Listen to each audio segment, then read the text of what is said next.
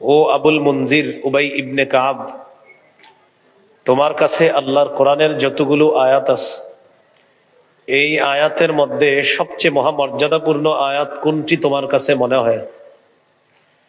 তিনি জবাব দিলেন, আল্লাহু ওয়া রাসূলুহু আ'লাম। এই বিষয়টি আল্লাহ এবং তার নবী ভালো জানেন। সুম্মা ক্বালা রাসূলুল্লাহ সাল্লাল্লাহু আলাইহি ওয়াসাল্লাম, আবাল মুনদিরি আইয়ু আয়াতিন মাকা মিন কিতাবিল্লাহি আ'যাম। ও আবুল মুনজির উবাই ইবনে কাব, তোমার কাছে আল্লাহর কোরআনের সবচেয়ে মহামর্যাদাপূর্ণ আয়াত কোনটি? সাহাবী এবার সাহস করে জবাব দিলেন, আল্লাহু লা ইলাহা ইল্লা হুয়াল হাইয়ুল কাইয়্যুম। ইয়া রাসূলুল্লাহ, আমার কাছে মনে হয় আয়াতুল কুরসি হলো কোরআনের সবচেয়ে মহামর্যাদাপূর্ণ আয়াত। ফাদারাবা রাসূলুল্লাহ সাল্লাল্লাহু আলাইহি ওয়াসাল্লাম ফি সাদরি সুম্মা ক্বালা লিয়াহনি লাকা আবাল মুনদির আল ইলমু। নবীজি আমার বুকের মধ্যে এইভাবে চাপড়ায়া দিলেন, বললেন, শাবাশ শাবাশ আবুল মুনজির উবাই ইবনে কাব, তুমি সঠিক কথা বলেছো। কোরআনের সবচেয়ে মহামর্যাদাপূর্ণ আয়াত হলো আয়াতুল কুরসি।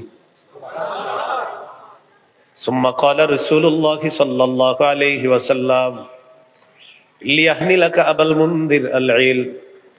সর্বশেষ নবীজি দোয়া করলেন, ও উবাই ইবনে কাব, তুমি যেই বিদ্যার, যে জ্ঞানের আলোকে বললা আয়াতুল কুরসি কোরআনের সবচেয়ে মহামর্যাদাপূর্ণ আয়াত, তোমার জ্ঞান সঠিক জ্ঞান, তোমার জ্ঞান যেন তোমার জন্য আনন্দদায়ক হয়, তোমার জ্ঞানে যেন আল্লাহ ভরপুর বরকত দান করেন। আয়াতুল কুরসি কোরআনের সমস্ত আয়াতের সর্দার, লিডার। তিরমিজির হাদিস 2878 নম্বর হাদিস। এই হাদিসের বর্ণনাকারী আবু হুরায়রা রাদিয়াল্লাহু তাআলা আনহু, তিনি বলেন, عن أبي هريرة رضي الله تعالى عنه قال قال رسول الله صلى الله عليه وسلم لكل شيء سنام وإن سنام القرآن سورة البقرة فيها آية هي سيدة آي القرآن هي آية الكرسي। রাসূলুল্লাহ সাল্লাল্লাহু আলাইহি ওয়াসাল্লাম বলেন, প্রত্যেকটা জিনিসের সর্বোচ্চ একটা চূড়া আছে, শাখা আছে। পবিত্র কোরআনের সর্বোচ্চ শাখা হলো সূরাতুল বাকারা। সূরা বাকারায় একটি আয়াত আছে, এই আয়াত হলো কোরআনের সমস্ত আয়াতের লিডার, সর্দার, নেতা। নবী বলেন, এই আয়াতটি হলো আয়াতুল কুরসি। আয়াতুল কুরসি কোরআনের সব আয়াতের সর্দার। হাদিসের একটা কিতাব আছে নাম মাজমাউজ জাওয়ায়েদ। এই কিতাবের 6 নম্বর খণ্ড 324 নম্বর পৃষ্ঠা। قال رسول الله صلى الله عليه وسلم والذي نفسي بيده إن لها لسانا وشفتين تقدس الملك عند ساق العرش। নবীজি বলেন, আল্লাহর কসম, আয়াতুল কুরসির একটা জিহ্বা আছে, দুইটা ঠোঁট আছে। এই জিহ্বা আর ঠোঁট দিয়ে আল্লাহর আরশের কাছে আয়াতুল কুরসি সদা সর্বদা আল্লাহর পুত পবিত্রতা বর্ণনা করছে। প্রত্যেক ফরজ নামাজের পর সবাই আয়াতুল কুরসি পড়বো, বলেন ইনশাআল্লাহ। আজকে আসার পরে যারা যারা পড়েন নাই পড়ে নেবেন ইনশাআল্লাহ। বুলুগুল মারাম হাদিসের কিতাব 97 নম্বর হাদিস। قال رسول الله صلى الله عليه وسلم من قرأ آية الكرسي دبر كل صلاة مكتوبة لم يمنعه من دخول الجنة إلا الموت। নবীজি বলেন, 5 ওয়াক্ত নামাজের পর যেই ব্যক্তি নিয়মিত আয়াতুল কুরসি তেলাওয়াত করবে, তার আর জান্নাতের মাঝে বাধা হলো শুধু মৃত্যু। সে মৃত্যুবরণ করবে আর আল্লাহর জান্নাতের মেহমান হয়ে যাবে। আজকে একটু পরে বাসায় যাবেন আপনারা, আল্লাহ চাইলে বাসায় যাওয়ার পর বিছানায় যখন যাবেন তখন আয়াতুল কুরসি পড়বেন। মরণ পর্যন্ত যতক্ষণ স্মৃতিশক্তি থাকবে এ আমল মিস করবেন না ইনশাআল্লাহ। সহিহ বুখারীর বর্ণনা, 2311 নম্বর হাদিস। এই হাদিসের বর্ণনাকারী আবু হুরায়রা রাদিয়াল্লাহু তাআলা আনহু। সদকাতুল ফিতরের মাল জমা করা হয়েছে। এই মাল পাহারা দেওয়ার দায়িত্ব আবু হুরায়রা রাদিয়াল্লাহু তাআলা আনহুকে দেওয়া হয়েছে। তিনি বলেন, ওয়াক্কালানি রাসূলুল্লাহ সাল্লাল্লাহু আলাইহি ওয়াসাল্লাম ফি হিফজি যাকাতি রমাদান। রমজান মাসে সদকাতুল ফিতরের মাল পাহারা দেওয়ার জন্য গোডাউনের দায়িত্বে আমাকে নিযুক্ত করা হয়। নবী আমাকে পাহারাদার বানিয়ে দিলেন। রাতের বেলা পাহারাদারি করতেছি। একজন চোর রাতের বেলা আসছে। চোর আসার পর ফাজালা ইয়াহসু মিনাত তাআম, খাদ্যের গুদামের মধ্যে সদকাতুল ফিতরের খাদ্যের মধ্যে হাত দিস। হাত দেওয়ার পর ফাআখাযতুহু ওয়া কুলতু লাহু ওয়াল্লাহি লা আরফা'আন্নাকা ইলা রাসূলিল্লাহি সাল্লাল্লাহু আলাইহি ওয়াসাল্লাম। চোরকে আমি ধরে ফেললাম। আমি তাকে বললাম, আল্লাহর কসম, আমি তোমাকে আল্লাহর নবীর কাছে উপস্থিত করব। চোর আমাকে ডেকে বলে, আবু হুরায়রা ইন্নী মুহতাজ ওয়ালি ইয়ালুন ওয়ালি হাজাতুন শাদীদা। আবু হুরায়রা, আমি অভাবী মানুষ, আমার দায়িত্বে আমার পরিবার আছে, আমার ছোট ছোট সন্তান, আমার প্রচন্ড অভাব, অভাবের যন্ত্রণায় চুরি করতে আসছি, মেহেরবানি করে আমাকে ছেড়ে দাও। ওয়াদা করলাম লা আউদু, আর আমি কখনো চুরি করতে আসব না। মায়া লাগছে, চোরের প্রতি মায়া হয়েছে, ছেড়ে দিয়েছে। পরের দিন সকালবেলা আবু হুরায়রা রাদিয়াল্লাহু তাআলা রাসূলুল্লাহ সাল্লাল্লাহু আলাইহি সাল্লামের কাছে গেলেন। রাতের চুরির ঘটনা, চোর যা ঘটিয়েছে এটা জানানোর জন্য গেলেন। আবু হুরায়রা রাদিয়াল্লাহু তাআলা ঘটনা বলার আগেই নবীজি বলতেছেন, মা ফাআলা আসিরুকাল বারিহাতা ইয়া আবা হুরায়রা। নবীজি বললেন, আবু হুরায়রা, তোমার বন্দী, তোমার চোর তোমার সাথে গত রাত কি আচরণ করেছে, তোমার বন্দী তোমার সাথে কি করেছে তুমি বলো। এর মানে আবু হুরায়রা ঘটনা বলার আগে আল্লাহ তাআলা ওহীর মাধ্যমে পুরা ঘটনা নবীকে জানিয়ে দেয়। আবু হুরায়রা রাদিয়াল্লাহু তাআলা আনহু জবাব দিলেন, শাকা হাজাতান শাদীদাতান ওয়া ইয়ালা। ইয়া রাসূলুল্লাহ, চোর অভাব অনটন পেশ করেছে, তার দায়িত্বে নাকি তার পরিবার আছে, তার প্রচন্ড অভাব, অভাবের যন্ত্রণায় সে চুরি করতে আসছে, আমার মায়া লাগছে। ফারাহিমতুহু ফাখাল্লাইতু সাবিলা, তার প্রতি আমি দয়া করলাম, আমি তাকে ছেড়ে দিলাম। ওয়াদা করছে আর কখনো চুরি করতে আসবে না। নবীজি বললেন, কদ কাযাবাকা ওয়া ইন্নাহু সায়াউদ, চোর তোমাকে মিথ্যা কথা বলছে, চোর আবার আসবে। মিথ্যা বলছে, ও আসবে আবার। আবু হুরায়রা বলেন, ফাআরাফতু আন্নাহু সায়াউদু লিকাউলিন নবী সাল্লাল্লাহু আলাইহি ওয়াসাল্লাম ইন্নাহু সায়াউদ। আবু হুরায়রা রাদিয়াল্লাহু তাআলা আনহু বলেন, আমি নিশ্চিত হয়ে গেলাম চোর আবার আসবে, কারণ আল্লাহ নবী বলছে চোর আসবে, এর মানে নিশ্চিত চোর আবার আসবে। ফারাসাতুহু, দ্বিতীয় রাতে আমি ওত পেতে বসে রইলাম। ওত পাতা কারে কয়? এই যে এমনি বলছেন, আসো আসো আজকে আসো, হ্যাঁ এভাবে আছেন, আসো আসো আজকে আসবা, ধরবো। দ্বিতীয় রাতে চোর সাহেব চলে আসছে, ওই চোরই কালকে যে আসছে। আসার পর ফাজালা ইয়াহসু মিনাত তাআম, সদকাতুল ফিতরের মালের মধ্যে হাত দিস। আবু হুরায়রা বলেন, চোরকে আমি আবার ধরলাম। ধরার পর গত রাত্রের চেয়ে চোর আজকের অভিনয়টা আরো সুন্দর করে করছে। গত রাত্রে যা বলছে আজকে আবার অভিনয়ের ধরন একটু পাল্টাই দিস। চোর বলে, আবু হুরায়রা, ওয়াদা করেছিলাম আমি আর আসবো না। অভাবের যন্ত্রণায় গত রাতে এসেছিলাম, অভাবের কারণে আবার আজকে আসছি। আবু হুরায়রা, যদিও ওয়াদা করেছিলাম আমি ওয়াদা ভঙ্গ করেছি, বুঝতে পারো নাই কতটা অভাবে থাকলে আবার আসি। কি সুন্দর কথা, আমি খুব অভাবী, এই জন্য আমি আবার আসছি, তুমি আজকের মতো ছেড়ে দাও, আমি আর আসবো না। তো দ্বিতীয় রাতের অভিনয় গত রাতে একটু সুন্দর হয়েছে, আরো তো আজকেও ছেড়ে দিস। পরের দিন নবীজির কাছে গেছে। নবীজি বললেন, মা ফাআলা আসিরুকাল বারিহাতা ইয়া আবা হুরায়রা। আবু হুরায়রা, গত রাতে চোরের কি খবর? আবু হুরায়রা বললেন, ইয়া রাসূলুল্লাহ, গত রাতেও বলছে তার অনেক অভাব অনটন। ফারাহিমতুহু, তাই আমি তার প্রতি দয়া করলাম। ফাখাল্লাইতু সাবিলা, আমি তাকে ছেড়ে দিলাম। নবীজি বললেন, ইন্নাহু ক্বাদ কাযাবাকা ওয়া ইন্নাহু সায়াউদ, চোর তোমাকে মিথ্যা কথা বলছে, চোর আবার আসবে। তৃতীয় রাত আবার আবু হুরায়রা প্রস্তুত হয়ে আছে। তৃতীয় রাত চোর আসছে, আসার পর ফাজালা ইয়াহসু মিনাত তাআম, খাবারে হাত দিস।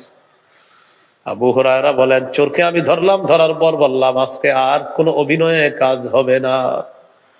লা আরফা'নাকা ইলা রাসূলিল্লাহি সাল্লাল্লাহু আলাইহি ওয়াসাল্লাম, আমি অবশ্যই অবশ্যই তোমাকে আল্লাহ নবীর দরবারে নিয়েই যাব, এর আগে তোমাকে ছাড়বো না। চোর বুঝতে পারছে গত 2 রাতে যে অভিনয় করেছিলাম, আজকে আর এইগুলা বলে কোনো লাভ নাই। চোর এবার কৌশল পাল্টাইছে।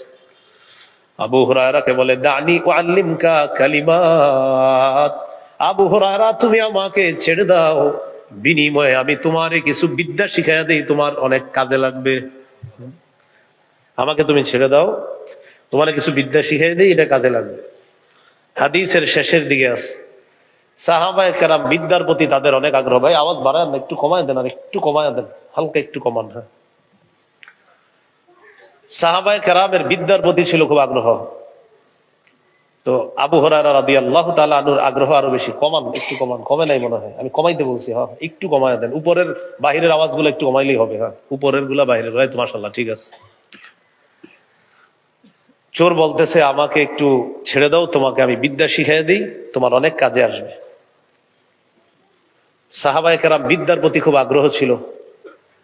আমাদের যদিও ইলেকট্রনিক মিডিয়ার যুগে বিদ্যা টিদ্যা কে শিখে, আর এই যুগে পরীক্ষাও সহজ, সবকিছুই সহজ, এত কিছুর দরকার হয় না। আগে স্কুল কলেজে যারা পড়তো, আমার বড় ভাইয়েরও দেখছি, উনি ক্লাস 5-এ যখন বৃত্তি পরীক্ষা দেয়, বড় ভাই 5 পর্যন্ত পড়ছে স্কুলে, তা আমার বড় ভাইকেও দেখেছি, উনি বৃত্তি পরীক্ষা যখন দিচ্ছে, রাতের বেলা উঠে উঠে উনি পড়তেছে। ওই সময় কোনো আপনার ইলেকট্রনিক মিডিয়ার যুগও ছিল না। তো এখন বুঝে আসে যে এত কষ্ট করে তারাও পড়ছে। এখনো এই আশেপাশের স্কুলের টিচারদেরকে জিজ্ঞাসা করবেন, তাদের ইতিহাস শুনবেন, তারাও রাত জায়গা পড়াশোনা করছে, যদিও জেনারেল শিক্ষা। এখন এত সহজ হয়ে গেছে সবকিছু আপনার, মাশাআল্লাহ, সব মাশাআল্লাহ।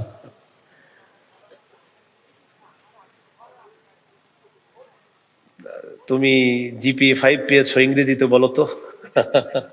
আচ্ছা, যাই হোক, সাহাবায়ে কেরামের বিদ্যার প্রতি খুব আগ্রহ, এলেমের প্রতি খুব আগ্রহ। এর মাঝে আবার আবু হুরায়রা, তার আগ্রহ যে কত বেশি, এটা নবীজি নিজেই বলছে, সুবহানাল্লাহ। সহিহ বুখারীর 99 নম্বর হাদিস, তৃতীয় রাতে আছে আমরা। ওই যে তৃতীয় রাত চোর আসছে, মাথায় রেখেন, ওখানে আবার আসতেছে। সহিহ বুখারীর 99 নম্বর হাদিস। আবু হুরায়রা রাদিয়াল্লাহু তাআলা নবীজিকে প্রশ্ন করলেন, মান আসাদুন নাস বিশাফাআতিকা ইয়াউমাল কিয়ামাতি ইয়া রাসূলুল্লাহ, ইয়া রাসূলুল্লাহ, কিয়ামতের ময়দানে আপনার সুপারিশের মাধ্যমে কোন মানুষটা সবচাইতে সৌভাগ্যবান হবে আপনার কাছে জানতে চাই। নবীজি বললেন, আবু হুরায়রা, আমি জানতাম তোমার আগে এই প্রশ্ন আমাকে কেউ করবে না। লিমা রাআইতুকা মিন হিরসিকা আলাল ইলম, ইলমের প্রতি তোমার যে আগ্রহ আবু হুরায়রা, এত পরিমাণ আগ্রহ থাকার কারণে এই জাতীয় প্রশ্ন তোমার মাথায় আসাই সম্ভব, কারণ ইলমের প্রতি তোমার আগ্রহ অনেক বেশি। কে বলতেছে? নবীজি। আসাদুন নাস বিশাফাআতি ইয়াউমাল কিয়ামাতি মান ক্বালা লা ইলাহা ইল্লাল্লাহ খালিসাম মিন কিবালি নাফসি, যে ব্যক্তি এই বিশ্বাস নিয়ে মারা যাবে, অন্তর থেকে বলবে আল্লাহ ছাড়া কোনো ইলাহ নাই, কিয়ামতের ময়দানে আমার সুপারিশের মাধ্যমে এই মানুষটা সবচাইতে সৌভাগ্যবান বান্দা হয়ে যাবে।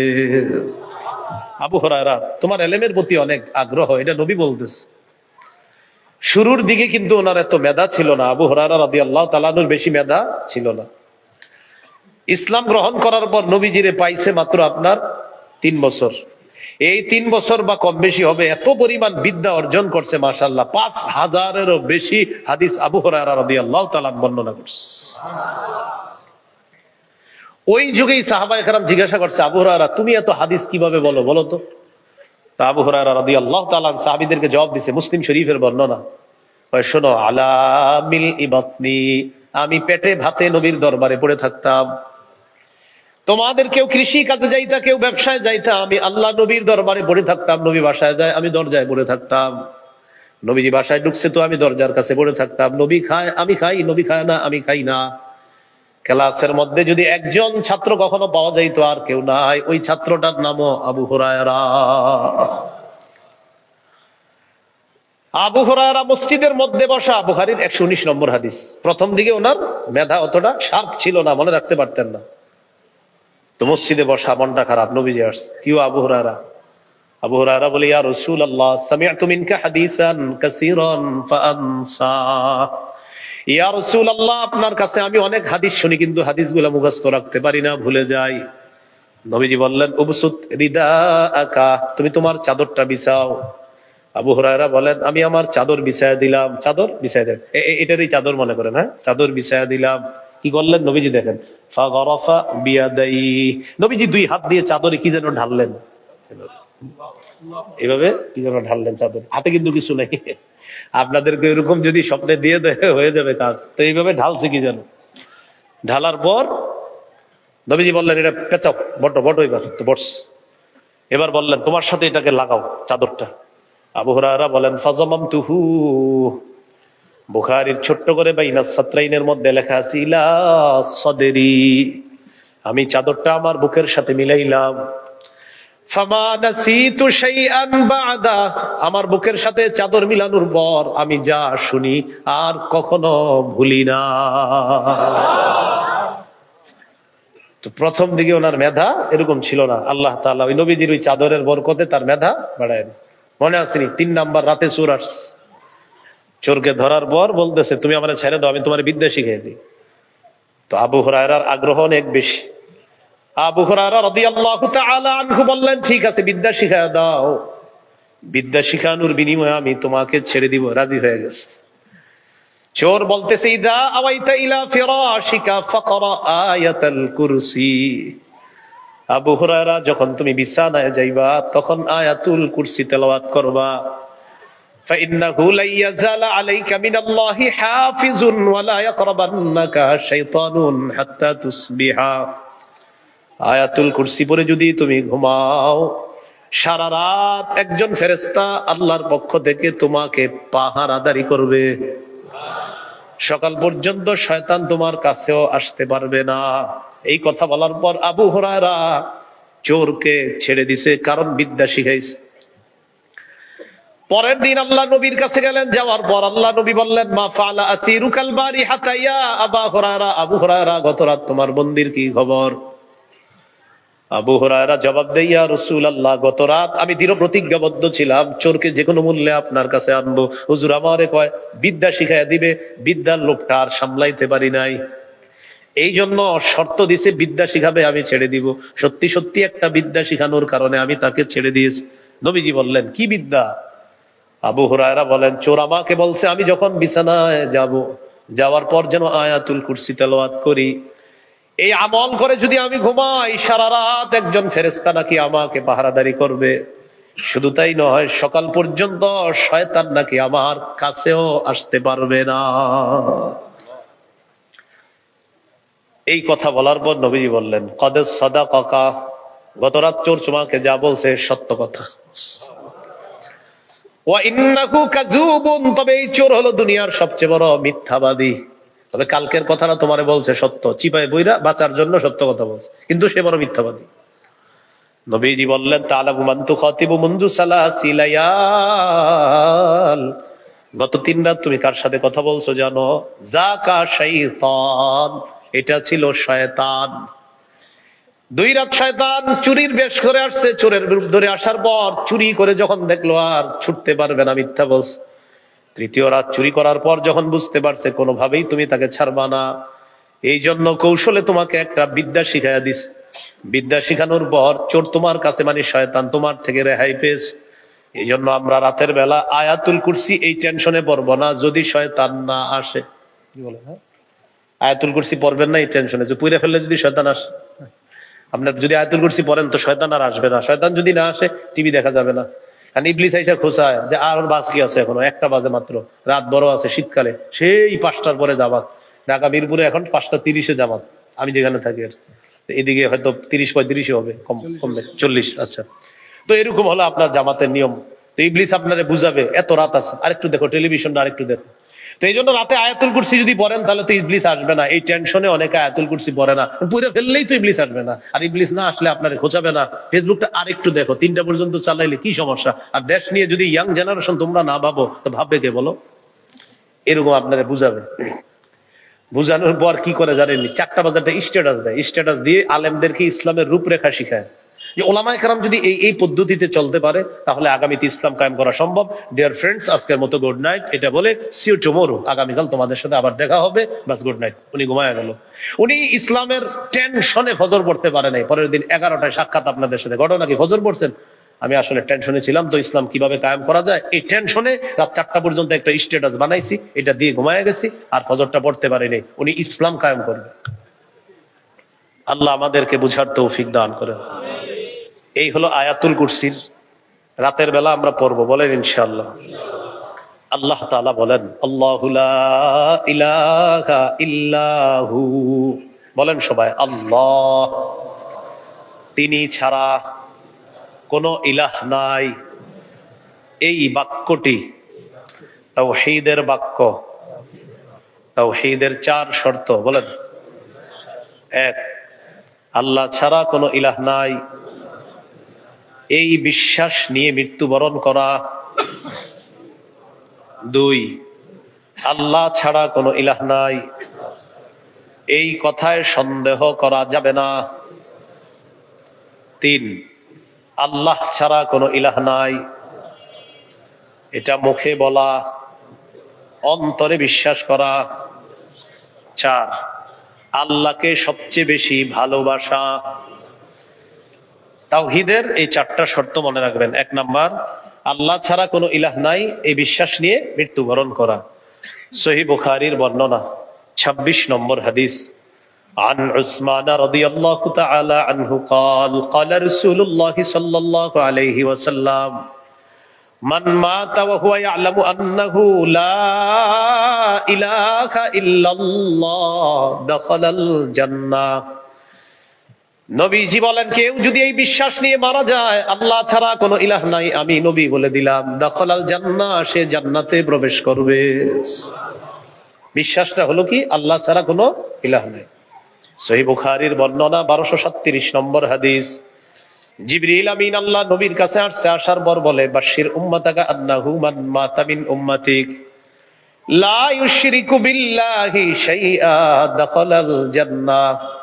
নবী আপনার উম্মতকে আপনি জানায়া দেন, যারা শিরিক করা ছাড়া মারা যাবে তাদেরকে জান্নাতের সুসংবাদ দিয়ে দেন। 2 নম্বর শর্ত, আল্লাহ ছাড়া কোনো ইলাহ নাই, এই কথায় কোনো সন্দেহ করা যাবে না। সূরা হুজুরাতের 15 নম্বর আয়াতে আল্লাহ তাআলা বলেন, ইন্নামাল মুমিনুনা আল্লাযীনা আমানু বিল্লাহি ওয়া রাসূলিহি সুম্মা লাম ইয়ারতাবু ওয়াজাহাদু বিআমওয়ালিহিম ওয়া আনফুসিহিম ফি সাবিলিল্লাহ উলাইকা হুমুস সাদিকুন। আল্লাহ তাআলা বলেন, প্রকৃত ঈমানদার হলো তারা যারা আল্লাহকে বিশ্বাস করে, রাসূল বিশ্বাস করে, সামান্য সন্দেহ করে না, যারা জান মাল নিয়ে আল্লাহর রাস্তায় লড়াই করে, আমি আল্লাহ তাদেরকে কোরআনে খাঁটি সত্যবাদী বলে ঘোষণা করলাম। এই হলো 2 নম্বর শর্ত। 3 নম্বর শর্ত, আল্লাহ ছাড়া কোনো ইলাহ নাই, মুখে বলা, সাথে সাথে অন্তরে বিশ্বাস করা। সাথে সাথে অন্তরে বিশ্বাস করা। সূরাতুল ফাতহির 11 নম্বর আয়াতে আল্লাহ বলেন, ইয়াকুলুনা বিআলসিনাতিহিম মা লাইসা ফি কুলুবিহিম, তারা তাদের মুখ দিয়ে এমন কথা বলে যা তাদের অন্তরের কথা না, মুখে একটা অন্তরে আরেকটা, এটার নাম হলো মুনাফিকি।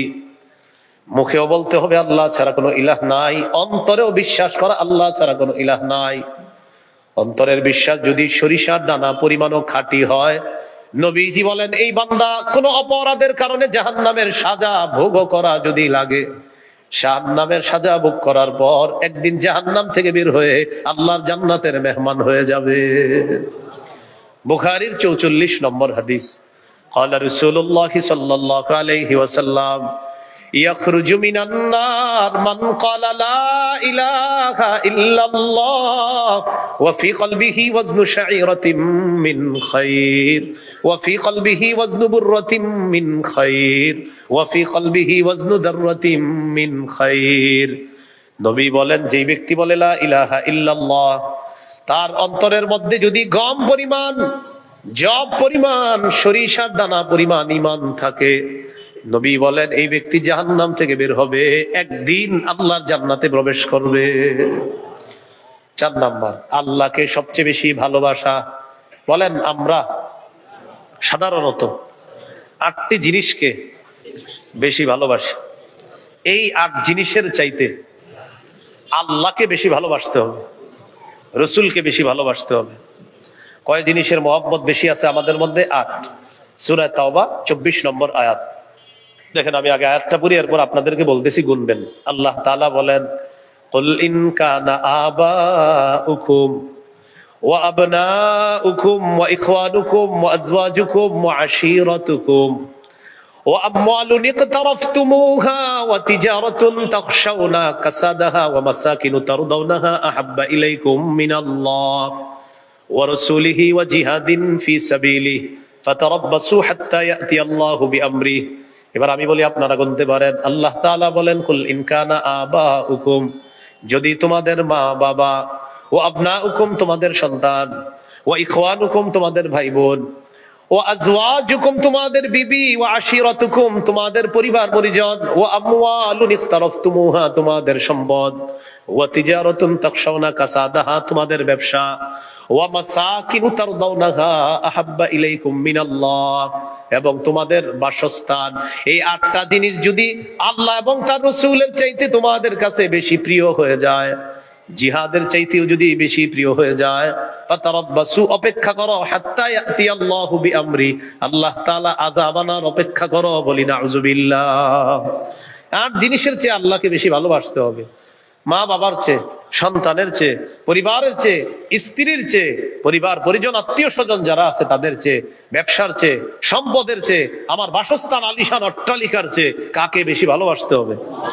আল্লাহকে বেশি ভালোবাসতে হবে। তাহলে বোঝা যাবে আপনি তাওহীদের 4 নম্বর শর্ত পূরণ করছেন।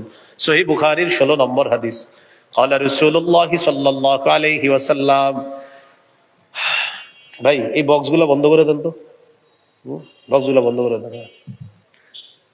قال رسول الله صلى الله عليه وسلم ثلاث من كن فيه وجد حلاوة الإيمان। নবীজি বলেন, কারো মধ্যে যদি 3টা বৈশিষ্ট্য থাকে, সে ঈমানের স্বাদ অন্তরে আস্বাদন করতে পারবে। কয়টা বৈশিষ্ট্য বলেন তো? এই 3 বৈশিষ্ট্য দেখবেন আছে কিনা। এই মাহফিলের পরে যাইতে যাইতে চিন্তা করবেন আমার মাঝে 3টা আছে কিনা। 1 নম্বর, আইয়াকুনাল্লাহু ওয়া রাসূলুহু আহাব্বা ইলাইহি মিম্মা সিওয়াহুমা। 1 নাম্বার, আল্লাহ এবং তার রাসূলকে সবকিছুর চাইতে বেশি ভালোবাসা। নিজেকে প্রশ্ন করবেন, আপনি আল্লাহকে বেশি ভালোবাসেন কিনা, রাসূলকে বেশি ভালোবাসেন কিনা, নিজেকে প্রশ্ন করবেন।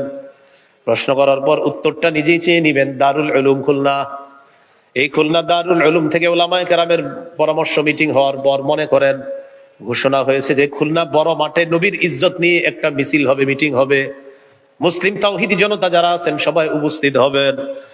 আপনাদের মাঝে অনেকে চিন্তা করলেন সবাই তো যাবে, আমি না গেলেও চলবে। অনেকে চিন্তা করলেন সবাই যাবে, আমি না গেলেও, এরকম নিজের চিন্তা করবেন। হ্যাঁ, যে আপনি নবীর ইজ্জত নিয়ে আপনার মনে কি আছে? আপনার মনে উচিত ছিল এই কথা থাকা, কে গেল আর না গেল, আমি আল্লাহ নবীর ইজ্জতের এই মিছিলে যাবই। এটা আপনার মানসিকতা যদি হতো তাহলে বোঝা যাইতো আপনি নবীজিরে বেশি ভালোবাসেন। নবীজি বলেন 1 নম্বর, আল্লাহ আল্লাহ রাসূলকে সবচাইতে বেশি ভালোবাসা। 2 নম্বর, আইয়ুহিব্বাল মারআ লা ইউহিব্বুহু ইল্লা লিল্লাহ, কোন মুসলমানকে শুধু আল্লাহর জন্য ভালোবাসা। 3 নম্বর, ওয়া আইয়াকরাহা আইয়াউদা ফিল কুফরি কামা ইয়াকরাহু আইয়ুকযাফা ফিন নার, আগুনে পুড়ে যাওয়া যেমন আপনার কাছে অপছন্দ, তেমনি ভাবে কুফরি করা এটাও আপনার কাছে অপছন্দ। কোটি কোটি টাকা আপনার সামনে রাখলো, রাখার পর বললো তুমি আগুনে ঝাঁপ দাও, পুড়ে মরে যাও। আপনি বলবেন, হেই মিয়া, আগুনে পুড়ে মারা যাওয়ার পর টাকা দিয়ে আমার কি হবে? তেমনি ভাবে কোটি কোটি টাকা রেখে যদি বলা হয় তুমি কুফরি করো, জবাব দিবেন, আগুনে যেমন টাকার বিনিময়ে পড়তে আমি রাজি না, টাকার বিনিময়ে কুফরি করে জাহান্নামের আগুনেও পড়তে পারবো না। এটা যদি আপনি করতে পারেন, আল্লাহ আপনার অন্তরের মধ্যে ঈমানের স্বাদ তৈরি করে দিবেন। এই হলো 3 বৈশিষ্ট্য। 1 নম্বর, আল্লাহ আল্লাহ রাসূলকে বেশি ভালোবাসা। তো মনে আসেনি তাওহীদের কয়টা শর্ত বলেন তো? 4টা।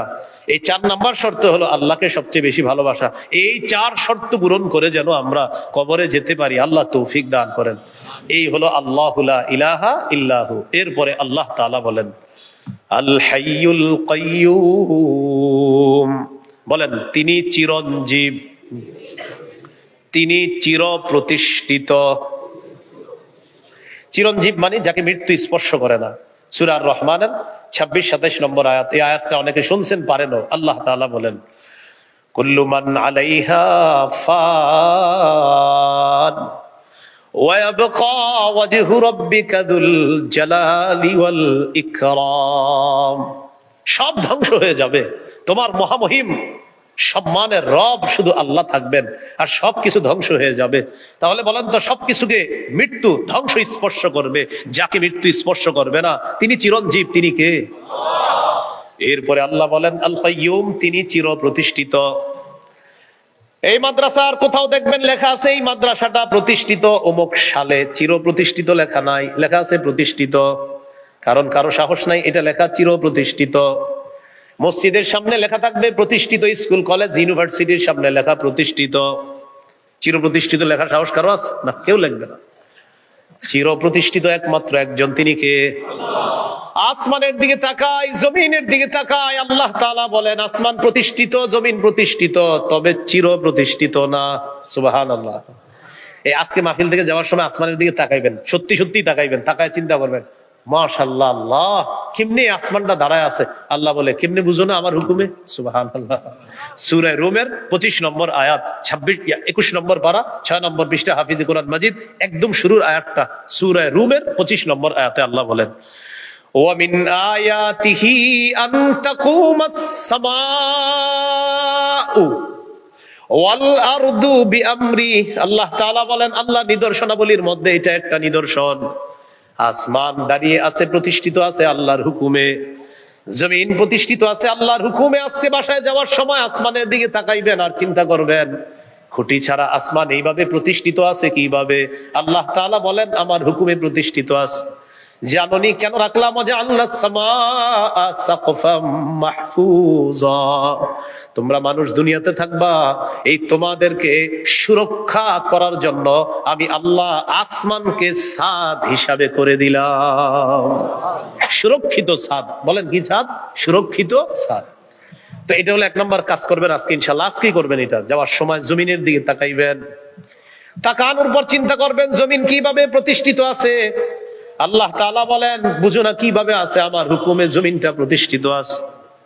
এবার আপনি চিন্তায় আনবেন জমিন তো হেলে দুলে পড়ে যাওয়ার কথা, জমিনের নিচে পানি আর পানি, পানির উপরে আমরা ভাসমান থাকার কথা, জমিন এদিক সেদিক নড়ার কথা। আপনারা এই জায়গায় স্থির বসে আছেন, আমিও স্থির বসা, এই চেয়ারটাও স্থির বসে আছে। আল্লাহ তাআলা বলেন ওয়াজআলনাল জিবালা আওতাদা, আমি জমিনের উপর মজবুত পাহাড় বসায় দিলাম, পেরেক হিসাবে বসায় দিলাম। এই পেরেক হিসাবে পাহাড় বসিয়ে দিয়ে জমিনের নড়াচড়া বন্ধ করে এই জমিন তোমাদের জন্য বসবাসের উপযোগী করে দিলাম। তাহলে বলেন তো জমিন প্রতিষ্ঠিত, আসমানও প্রতিষ্ঠিত, কার হুকুমে? জমিন চির প্রতিষ্ঠিত, আসমান চির প্রতিষ্ঠিত না, মাদ্রাসাটা চির প্রতিষ্ঠিত না, চির প্রতিষ্ঠিত একজন। এই তো বলেন কে? এটাই আল কাইয়্যুম। এবার আমার সাথে মহব্বতের সাথে সবাই পড়বেন, বলেন ইয়া হাইয়্যু ইয়া কাইয়্যুম, ইয়া হাইয়্যু ইয়া কাইয়্যুম। এটা বুদ্ধি শিখেন। আপনি পেরেশানিতে আছেন, মেয়েটার বিয়ে হচ্ছে না, চেষ্টা চালাইতেছেন 2-3 বছর, অনেক ঘটক ধরতেছেন, আপনি ইদানিং কিছু ঋণ হয়ে গেছেন, পরিশোধ হচ্ছে না, আপনার ব্যবসাটা আগের মতো বরকত হচ্ছে না, আপনার মাছের ঘের আছে, এদিকে মাশাআল্লাহ মানুষের মাছের ঘের আছে, মনে হয় অনেকেরই মাছের খামার বা প্রজেক্ট আছে। তো আগে যে পরিমাণ লাভবান হইতেন বছরে, এই লাভটা আগের মতো আসতেছে না, আসতেছে কিন্তু কেমন যেন একটু ডাউন ডাউন মনে হচ্ছে।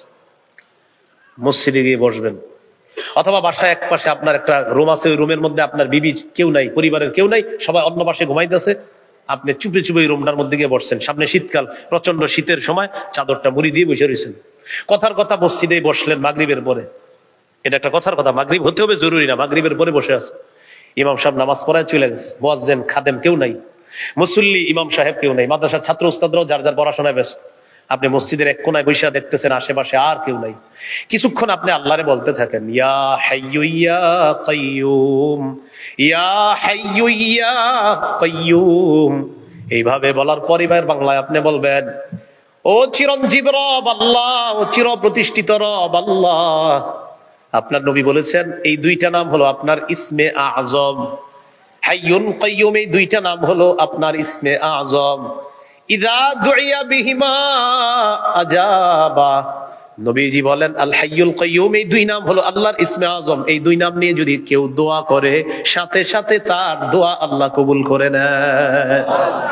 মাবুদ আপনার নবী বলছে এই দুই নাম নিয়ে দোয়া করার জন্য। আল্লাহ, আমি বাংলাদেশের একজন বাঙালি মুসলমান, লম্বা সময় মাবুদ বললাম ইয়া হাইয়্যু ইয়া কাইয়্যুম, মাবুদ গো মেহেরবানি করে আমার এই পেরেশানির মধ্যে আমি আছি, আল্লাহ আপনার নবী বলছে এই দুই নামের বরকতে আপনার কাছে দোয়া করলে আপনি দোয়া কবুল করে নেন, মেহেরবানি করে আমাকে এই পেরেশানি থেকে আপনি উদ্ধার করে দেন। নবীজি বলেন ইয়াকিনের সাথে যদি এই দোয়া কেউ করতে পারে, এই দুই নামের বরকতে আল্লাহ তাআলা তার দোয়া কবুল করবেন। মনে থাকবেন ইনশাআল্লাহ, ইয়া হাইয়্যু ইয়া কাইয়্যুম। এটা বাসায় গিয়ে আপনার বিবিরেও বলবেন, মেয়েটারে শিখিয়ে দিবেন, ছেলে মেয়ে সবাইরে শিখিয়ে দিবেন, আল্লাহ তৌফিক দান করেন। এরপর আল্লাহ বলেন লা তাখুযুহু সিনাতু ওয়ালা নাওম, আল্লাহ তাআলাকে তন্দ্রা স্পর্শ করে না, নিদ্রা স্পর্শ করে না। ইবনে মাজার বর্ণনা, আল্লাহ নবী বলেন ইন্নাল্লাহা লা ইয়ানামু ওয়া লা ইয়ানবাগি লাহু আইয়ানামা। আমার সাথে একটু বলেন, বলেন নিশ্চয়ই আল্লাহ তাআলা ঘুমান না। ঘুমানো আল্লাহর জন্য শোভা পায় না। নবীজি বলেন নিশ্চয়ই আল্লাহ ঘুমান না, ঘুমানো আল্লাহর জন্য শোভা পায় না। এই জন্যই তো আমাদের রব তিনি আল্লাহ সুবহানাহু, তিনি ঘুমান না, ঘুমানো তার জন্য শোভা পায় না। এই হলো লা তাখুযুহু সিনাতু ওয়ালা নাওম। এরপরে আল্লাহ বলেন লাহু মা ফিস সামাওয়াতি ওয়া মা ফিল আরদ, লাহু তার জন্যই, মা ফিস সামাওয়াতি ওয়া মা ফিল আরদ, আসমান জমিনের যা কিছু আছে সব কিছুই তার। বলেন তো আসমান কার, জমিন কার? আসমান জমিনের মাঝে এই সৃষ্টি আছে আমরা, আমরা কার? বুঝে শুনে বলবেন আসমান কার, জমিন কার? আসমান জমিনের মাঝে যা আছে সবকিছু কার? সৃষ্টিকার। তাহলে সৃষ্টি কিভাবে চলবে, এই হুকুম হবে কার? আলা লাহুল খালকু ওয়াল আমর, আল্লাহ তাআলা বলেন সৃষ্টি যার, হুকুম চলবে তার। এই জন্য আজকে থেকে 2 রাকাত অতিরিক্ত নফল নামাজ পড়বেন, পড়ার পর 3টা দোয়া করবেন। কয় দোয়া? হ্যাঁ আমার সাথে করেন, বলেন আল্লাহ। আল্লাহ কি নফল নামাজ পড়েন কিন্তু অতিরিক্ত, ফরজ নামাজই করি না আবার নফল নাকি, যেটা বললাম না আস্তে আস্তে বলছি কিন্তু কেউ শোনে নাই। মানে সব ঠিক রেখে অতিরিক্ত 2 রাকাত নফল পড়বেন, পড়ার পর 1 নাম্বার দোয়া করবেন, বলেন আল্লাহ। জোরে বলেন। কিয়ামতের আগে বাংলাদেশে আর কখনো কোন নারী প্রধান যেন না হয়। নারী প্রধান যেন না হয়। কি প্রধান যেন না হয়? নারী প্রধান। এবার আপনারা আমারে জিজ্ঞাসা করেন কেন, জোরে জিজ্ঞাসা করেন, আরো জোরে।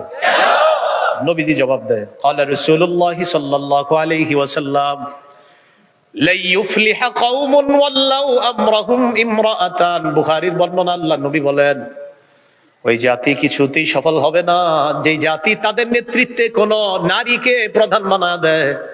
এই জাতি কখনোই সফল হবে না। আমি আপনি বুঝি আর না বুঝি এখনো যদি মাথায় রাখি যে আমাদের কোন প্রধান কোন নারী হবে, আল্লাহর কসম কোটি কোটি পৃষ্ঠার মধ্যে লিখে রাখেন কখনোই আমরা সফল হব না। আমার নবীর কথা একদম সত্যি কথা। এটা হলো 1 নাম্বার দোয়া। 2 নাম্বার দোয়া, বলেন আল্লাহ মরার আগে বাংলাদেশে শরিয়া আইন দেখে যেতে চাই। শরিয়া আইন চায় না তারা, বলেন কোন না কোন অপরাধে অপরাধী যারা, কোন না কোন অপরাধে অপরাধী যারা, বলেন শরিয়া আইন চায় না তারা। শরিয়া আইন চায় না তারা, কোন না কোন অপরাধে অপরাধী যারা। চোর শরিয়া আইন চাইবে না, হাত কাটা যাবে। ধর্ষক শরিয়া আইন চাইবে না, পাথর মেরে হত্যা করা হবে। শরিয়া আইন চালু যদি হয়, বিগত দিনে আমাদের দেশে যে খালি চুরির বিচার যদি করা হয়, তাহলে এই দেশের হায়াত শেষ হয়ে যাবে। এই জন্য শরিয়া আইন চায় না কারা, কোন না কোন অপরাধে অপরাধী যারা। তো 2 নম্বর দোয়া, আল্লাহ এই দেশে আপনি শরিয়া আইন চালু করবেন। 3 নম্বর দোয়া বলেন, হে আল্লাহ, সূরা হজের, হ্যাঁ বলেন, 41 নম্বর আয়াত অনুযায়ী 4 গুণ সম্পন্ন একজন শাসক বাংলাদেশের জন্য তৈরি করে দেন। এটা হলো 3 নম্বর দোয়া, বুঝছেননি? সূরা হজের 41 নম্বর আয়াতে আছে, আল্লাহ তাআলা বলেন, আল্লাযীনা ইম্মাক্কান্নাহুম ফিল আরদি আকামুস সালাহ ওয়া আতাউয যাকাহ ওয়া আমারু বিল মারুফি ওয়া নাহাউ আনিল মুনকার। আল্লাহ তাআলা বলেন, যাদেরকে আমি রাষ্ট্র ক্ষমতায় বসাই তাদের মৌলিক কাজ হবে 4টা। কয়টা? আর জোরে। 1 নাম্বার নামাজ কায়েম করা, 2 নাম্বার যাকাতের বিধান চালু করা, 3 নাম্বার সৎ কাজের আদেশ করা, 4 নাম্বার অসৎ কাজের নিষেধ করা। এই 4 গুণওয়ালা একজন শাসক আল্লাহর কাছে যাবে। অতিরিক্ত 2 রাকাত নামাজ পড়বেন ইনশাআল্লাহ। ইনশাআল্লাহ। লাহু মা ফিস সামাওয়াতি ওয়া মা ফিল আরদ। আসমান জমিনের সবকিছু তার। বলেন, আসমান জমিনের সবকিছু কার? আল্লাহ। আসমান কার? আল্লাহ। জমিন কার? আল্লাহ। আসমানে যারা আছে সৃষ্টি কার? আল্লাহ। আইন চলবে কার? আল্লাহ। এখন আমি একটা বুদ্ধি দিই, শোনেন। এই ওয়াজ যে করার পরে আপনারা কি করবেন? হুজুর তো ওয়াজ করে চলে গেলেন না, আপনারা সবাই ওয়াজ করবেন এই ওয়াজটা আগামীকাল থেকে। কিভাবে? চা দোকানের সামনে মুরব্বী কাকার সাথে দেখা, আসসালামু আলাইকুম কাকা, কেমন আছেন? ভালো আছে। কাকা কি অবস্থা, চলেন একটু কথা বলি। আসমান কার? কাকা বলবে, ওই মিয়া বুঝো না, বাদ দিছে। আসমান আবার কার? আল্লাহ। তো বলবেন জমিন কার? তো কাকায় বলবে আল্লাহ। বলবেন কাকা আপনি কার? বলবে আমি কার? আল্লাহ। তো কাকারে বলবেন কাকা আমি কার? বলবে তুমিও আল্লাহ। এবার বলবেন কাকা তো আমি আর আপনি যে চলবো হুকুম হবে কার? কাকা না বুঝাও মুখ দিয়ে বলে ফেলবে আল্লাহ। এইভাবে আপনি 10 জনের মুখ থেকে কথাটা বের করতে হবে। এরে বুঝাইতে হবে আপনি, যে যেই পার্টি করে তার কাছে কাছে পার্সোনাল গিয়া প্রত্যেকে ওয়াজ করবেন, এ ভাই শোনেন, আসমান কার? তো বলবে আল্লাহ। জমিন কার? আল্লাহ। গাছপালা পাহাড় পর্বত কার? বলবে আল্লাহ। আচ্ছা ভাই সৃষ্টিকার? বলবে আল্লাহ। আচ্ছা বলেন তো আপনি কার? বলবে আমিও আল্লাহ। তো আমি কার? বলবে তুমিও আল্লাহ। আচ্ছা বলেন তো আমি আপনি যে দুনিয়াতে চলবো হুকুমটা হবে কার? বলবে বুঝো না কার? আল্লাহ। এই কিন্তু না বুঝেও করে ফেলছে। এইভাবে প্রত্যেকের মুখ দিয়ে কথাগুলা বের করান। সত্যি বলছি অনেক বড় কাজ হবে এগুলা মুখ দিয়ে বের করান। আল্লাহ আমাদের সকলকে এরকম পার্সোনাল ওয়াজ হওয়ার তৌফিক দান করে। সবাই আপনারা কালকে থেকে ওয়াজ করবেন, এইভাবে বলবেন ভাই বলো, এইভাবে পারবেন না ইনশাআল্লাহ? ইনশাআল্লাহ। এই হলো লাহু মা ফিস সামাওয়াতি ওয়া মা ফিল আরদ। এরপর আল্লাহ বলেন, মান যাল্লাযী ইয়াশফাউ ইনদাহু ইল্লা বিইজনি। ধমক, কে আছে এমন আল্লাহর হুকুম ছাড়া আল্লাহর কাছে সুপারিশ করতে পারে? কে আছে? সূরাতুন নাজমের 26 নম্বর আয়াতে আল্লাহ তাআলা বলেন, ওয়া কাম মিন মালাকিন ফিস সামাওয়াতি লা তুগনি শাফাআতুহুম শাইআ ইল্লা মিন বাদি আইয়াদানাল্লাহু লিমান ইয়াশাউ ওয়া ইয়ারদা।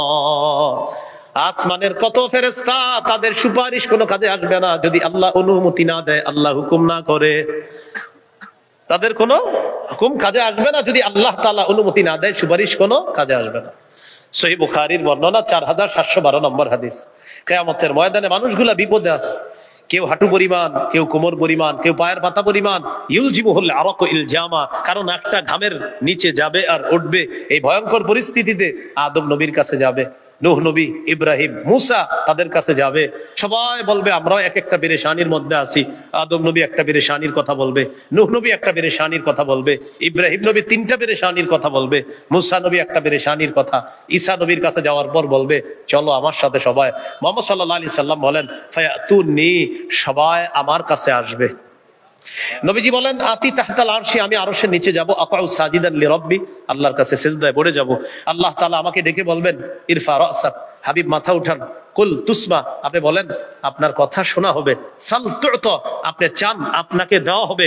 ওয়াশফা তুশাফা, আপনি সুপারিশ করেন আপনার সুপারিশ মঞ্জুর করা হবে। নবীজি বলবেন আল্লাহ আপনি বিচার ব্যবস্থা শুরু করেন। এখন বলেন তো নবীজি সুপারিশটা শুরু করবে কার হুকুমে? মান যাল্লাযী ইয়াশফাউ ইনদাহু ইল্লা বিইজনি, কে আছে এমন আল্লাহর অনুমতি ছাড়া আল্লাহর কাছে সুপারিশ করবে?